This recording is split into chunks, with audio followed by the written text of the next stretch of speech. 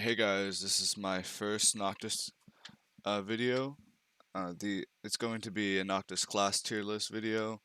I'm actually going to only have 3 tiers because the game's pretty balanced and I don't really see any outliers that are too bad or too good. There's 11 total classes, and I'm going to explain why I think each of them are in their specific spot. So first of all, I think Lumberjack is S tier. I'm just gonna place them into their tiers and I'll explain them after. So Shepherd, Robin Hood's probably very good.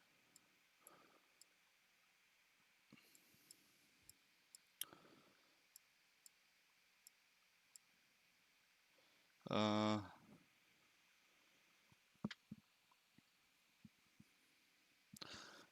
Frankenstein. Alright, I'm gonna do Frankenstein last. I actually have pretty controversial uh explanation about this one. It can either be extremely good or very bad depending on how you play it. So I'll explain that later. I don't actually. I'm just gonna get rid of the last tier. I don't really think there's any bad ones. Actually, I'm gonna put Frankenstein at the top. This is only Frankenstein's only S tier if you have a specific playstyle. I'll explain that. I think it's probably a B tier if you don't play, or it may like low A tier if you don't play it right, or at least if you don't play it in the playstyle that I'm thinking of. Uh, Manic here. Actually, no, Shepard's really good. I think it's pretty underrated. I think that's pretty good.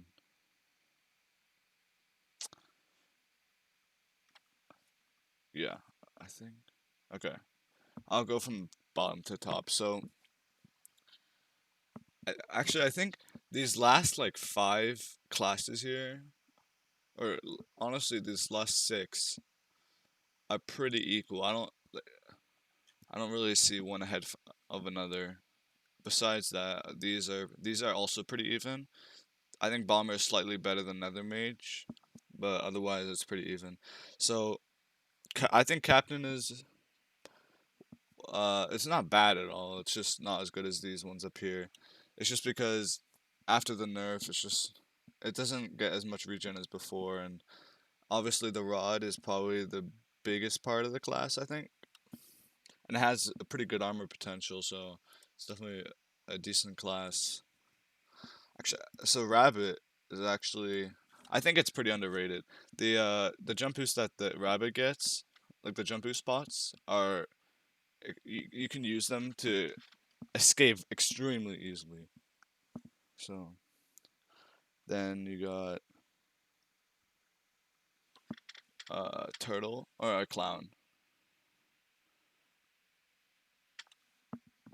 Yeah, clown. All right, so clown. I think actually no, clown might be higher because clown. A lot of the times, clown will get a sharp two sword, which is pretty good. Yeah, I'm not the clown up here. Maybe. Yeah, here. I'll just go to turtle then. So turtle obviously gets really good starting gear. I think it's probably one of the best classes early game, but one of the worst late game. The pots that you get, the slow one resistance pots, are pretty controversial. Are pretty situational. I find myself when I play turtle, I think I really only use the pots when in a closed area. I don't really use them at all above ground. Uh, I think turtle's best map's probably Sakura. Yeah, there's a lot of water on that map, so it's pretty easy to move around. You can definitely bait people into the water, and it's a pretty easy kill then. Uh, so Shepherd. Alright, Shepherd actually used to be one of the worst classes, but after the sheep buff, I think it's very good. I've been playing it lately. I only have it at Shepherd 2, but I think it's pretty good. The sheep are by far probably the best part. Like having being at level 2, you get half heart every 4 seconds, which is kind of nuts. I think uh that more than doubles the natural regen, which is insane. The sheep are insane, but the absorption pot or whatever, the health boost pot, that's very good. Honestly, the pink potion is not that good. I use it very rarely. I only use it uh when I'm obviously very low. It's pretty situational because most of the time the sheep do most of the healing for me, or I just have a gap. So I don't really use the pink potion that often, but otherwise this kit is very good. Clown, like I said, now since the eggs got a buff, I mean the armor is obviously worse, but you get every 6 seconds, so it's extremely easy to get all 16 eggs thrown before the objective. If you constantly be throwing, if you're constantly throwing them, so and like I said before, sharpness books, you can't take off the armor, so most of the levels that you have are going to be directed towards your weapon. So, and a lot of the times you'll get a sharpness book from the eggs.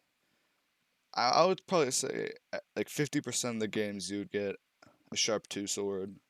I mean, sometimes sharp 2 iron, but a lot of times you'll get sharp 2 diamond, which is very good. Um, Miner. Miner is also a very good class. I mean, I think the ability for Miner is top, probably top 2 or 3 in the game. Just because it gets basically unlimited speed and regen 1. And it's a very high chance. It's like, I think it's 45% at max level, so you get very often. You don't need to mine too much to get one of the effects. Also, you get Fortune 1 now. I mean, it used to be Fortune 2, but the Fortune 1 is still good. Like, I was playing Miner 2 yesterday, or no, 2 days ago, and I was still able to get a diamond chestplate, which is insane. I just got really lucky, though, because I got 3 diamonds in 1 ore, which is extremely rare for one Fortune 1. Otherwise, yeah, that's pretty solid kit. And then you get, or class. Yeah, class. And then there's Nether Mage. Yeah, Nether Mage is just overall very good. Like the Molotovs, you can use them to run away. You can also use them to buff yourself for a short time. But I've seen Zeno. Zeno is probably the best Nether Mage, I think, so far. He's very good at using the Molotovs to run away. Like he quickly turns around and throws at the person, and they get caught. And then it obviously gets the 10% extra damage, which doesn't seem like a lot, but it can definitely make or break a fight. The Bomber, one of my favorite classes, is definitely like it's so good for movement, and yeah, you can just go anywhere. You can go up, you can go forward, you can chase people extremely easily, you can run away really easily. But the cooldown is higher now, so you can't really use it many times in one fight, which is it was a good change. But yeah, I still think Bomber is definitely a good kit. A class, oh my god, class, yeah. I don't. These 3 classes I think are better though than any of the ones. Even though, like Lumberjack, it got a rework. I still think it's extremely good. I Lumberjack. These classes are all even to me. I don't think there's one best class.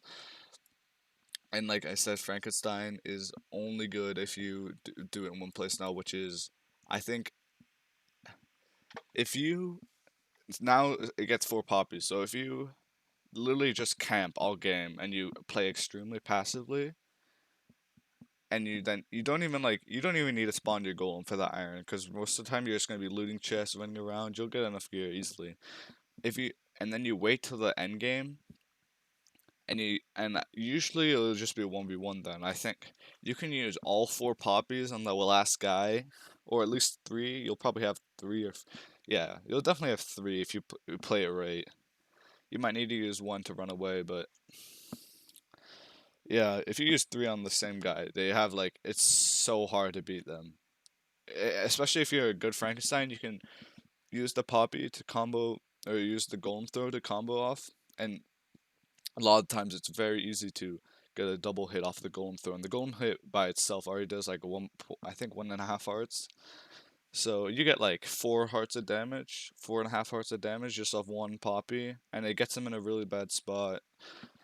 Yeah, but if I think Frankenstein, if you don't play it like this and you play extremely passively until the late game, I think Frankenstein will probably be like down here somewhere.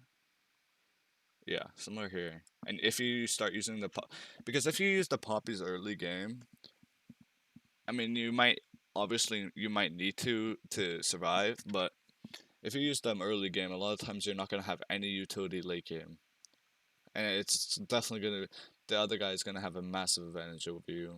But if you save them, it's so hard to beat.